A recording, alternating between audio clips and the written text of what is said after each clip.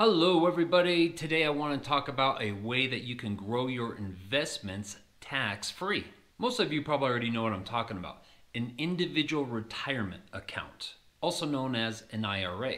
And with a Roth IRA, you're putting money in that you've earned and you've already paid taxes on. So when it's time to completely cash it out, you don't have to pay any taxes. I have mentioned before that I have multiple accounts. Well, one of those is a Roth IRA. I figure I should really talk about this considering most of my viewers are new to investing. Now, if you already have an IRA account, kudos to you because it's one of the best tools out there to help grow and get the maximum bang for the buck, so to speak, out of your investments. And if you don't have one, it's really no different than setting up a normal brokerage account. In fact, if you already have a standard brokerage account with your broker, more than likely you should be able to open an IRA account with the same broker. There are a few things you need to know about IRA accounts though. If you need to pull money out before the allowed time, which is 59 and a half years old, you can only pull money out that you've already put in. Depending on your age and how long you've had the account, you may have to pay taxes on the growth and a 10% early withdrawal fee. There are a few caveats to this rule, like you can use up to $10,000 for a first-time home loan or for educational purposes, or if you become like completely disabled. There's a few little exceptions. There's also a limit of how much someone can earn to contribute money into an IRA. For a single tax filer, that number is $140,000 per year. For a joint filed married couple, it's $208,000. And there is a max of how much you can contribute to these accounts every year. It's $6,000 as of 2021. If you're over 50 though, they let you kind of catch up a little bit and you're able to contribute an extra $1,000, bringing the total up to $7,000. If I didn't just mention it, that's on an annual basis. So if you're under 50 years old, that comes out to about $500 a month you can put into an IRA account. Obviously, it's best to start investing as early as you can. But let's say you got a late start and let's say you're 40 years old and you want to open an IRA account. If you could just hit 8% growth, you're going to be left over with just under $300,000 if you maximize the contributions that you can put in every year. And that number is based on the age of 59 and a half. That's when you can start pulling money out as long as you've owned the account for 5 years or more.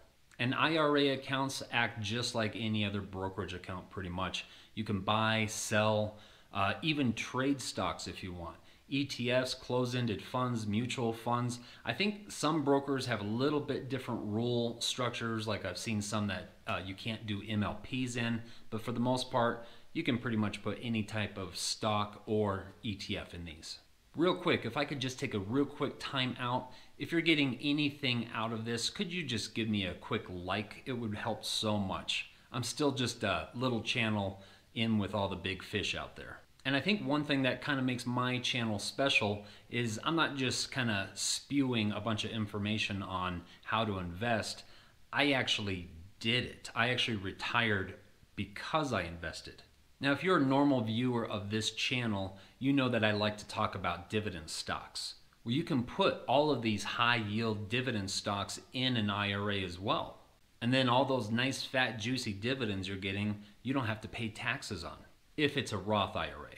Now, if you decide to open a Roth IRA, I would still recommend a lot of dividend paying stocks, along with some good growth stocks, or even the overall market like the S&P 500. Don't forget there's always power shares. I talk about this ETF all the time. And power shares is QQQ. It represents the NASDAQ 100. It pretty much always outperforms the S&P 500. Not by a lot, but it does. And the main difference between a Roth and a traditional is a Roth, you're basically putting money in that you've already paid taxes on. Whereas in a traditional, it's tax deferred. So depending on how much money you're going to be making, what the tax brackets are going to be later in life, take a look at what's going to make the best sense for you.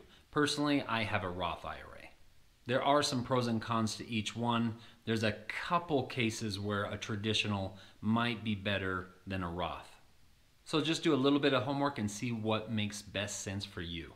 In the comments down below, let me know what your guys' plans are for retirement. Are you interested in opening an IRA? Do you already have one? What do you think of them? I genuinely am curious to what other people's plans are for possible retirement. I always love hearing from you guys, and I really appreciate you watching this episode. You have no idea what it means to me for you guys to be a part of this channel.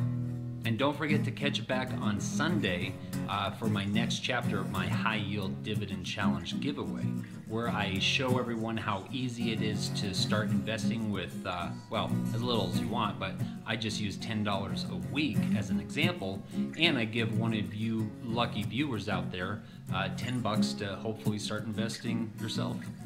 So until I see you Sunday, I hope you have a great rest of the week, and I will see you then. Bye-bye.